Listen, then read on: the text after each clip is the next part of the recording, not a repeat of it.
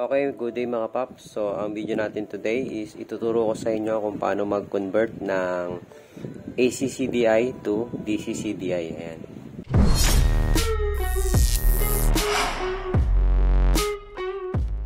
Magko-convert tayo ng SYM bonus 110. Ayan.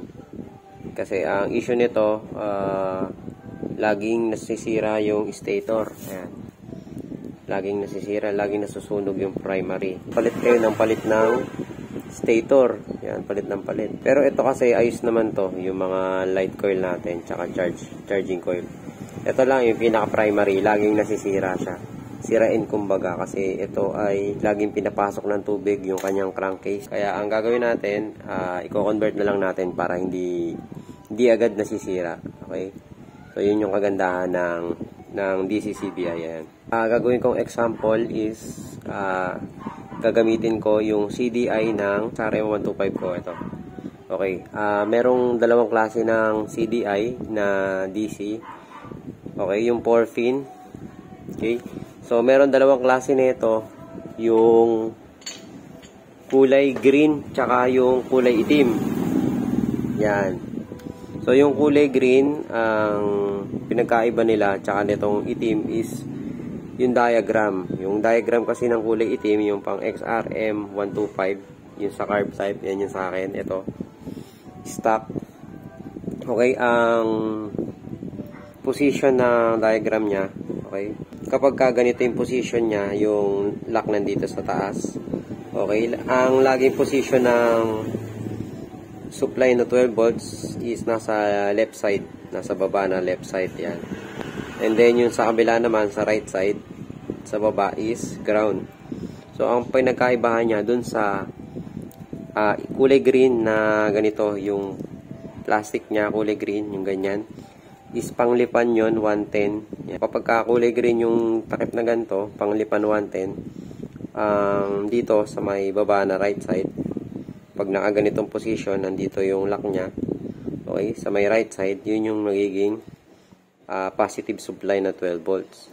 So, ngayon, example ko is gagamit tayo ng XRM 125 na CDI. Papakita ko sa inyo yung sinasabi ko sa inyong position. Okay? So, ito yung position niya ng stock ko na socket ng XRM 125 carb type. Ayan. Kapag pinosisyon mo siya ng ganyan, so, it means dito yung ground. And then, sa kabila, yung positive. Ayan. Tapos, ignition coil. Tapos, yung pulser. Ayan.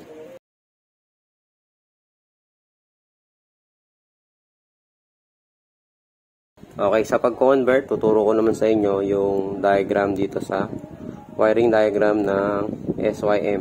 Okay, ito yung dati niya CDI. So, ito yung mga wiring niya. Okay, so isa-isayin natin. Pagka nakaganitong position, nasa taas yung lock. So, ito yung kulay green, yan yung ground niya. Itong sa gitna, yan yung white tsaka black. Ito yung kill switch. Ayan. May kill switch na kasi 5-pin. Black na may red. Ito yung sa primary natin. Yan. Primary coil. So, yan yung supply ng CDI kasi AC to eh. So, nanggaling siya sa stator. And then, ito yung yellow na may black. Ito yung ignition coil natin, papunta. Blue na may yellow, yan yung sa pulser. Kunin natin yung ating XRM na 125 na CDI, DC CDI. Yan. Kung titignan natin yung position niya, ayan o, magkaiba. So, kapag pinasok natin yan, ganyan, pasok naman yan eh, kasi pares lang siya na sakit. Yan. Pag pinasok natin yan, bali ganyan yung position niya. So, kung mapapansin nyo, baliktad yung arrangement ng wiring yung socket. Ayan. So, green dito, ito ay dapat positive ang supply. Kaya, yung iba, kapag nagkakamali sila ng lagay dito at nirekta nila agad to, yun, nasisira yung CDI. Kasi, baliktad yung position ng wiring. Pinagkaiba lang naman nila is yung, ito sa baba, yung positive at ground, pagbabaliktad kasi. Tatanggalin natin to. Ilipat natin sa kabila. So, ganun lang yung gagawin natin para matama natin yung position ng socket. Okay? So, dito susundutin lang natin dyan, no? Yan, para matanggal.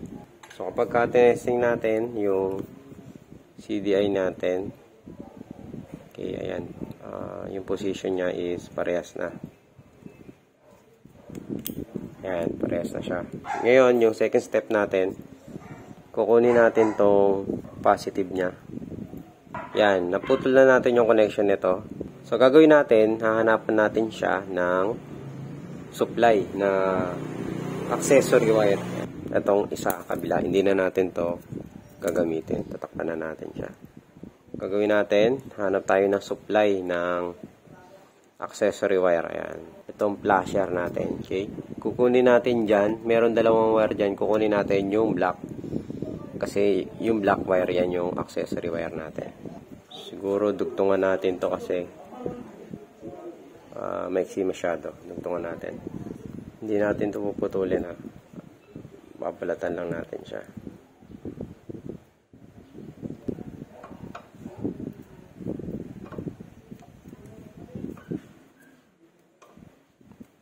Pwede natin tong lagay yung CDI na DC. Okay, tapos balik na natin yung mga socket niya. Okay, yan. After nating makabit, yan, pwede na nating testingin.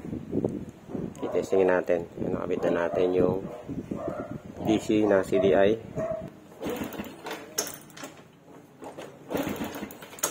Yan, nakita nyo, meron na siyang kuryente. Yan. So, kabit na natin yung spark plug. Okay yan, testingin natin.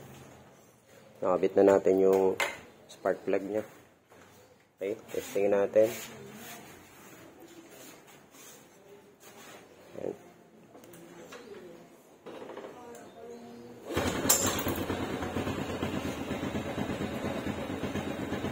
Yun. One kick. Start.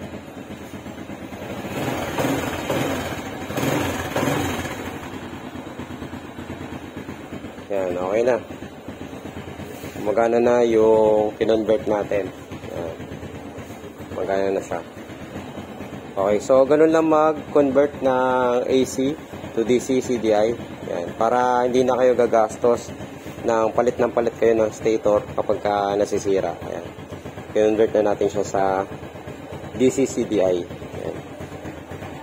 So, yun lang mga paps, sana nakatulong itong video na to. At kung bago ka pa lang dito sa aking channel at gusto mo ng mga ganitong klaseng tips sa pag-DIY at pag-repair ng motor is paki-subscribe yung ating channel and then paki-click yung notification bell button natin para laging updated sa mga bago nating video.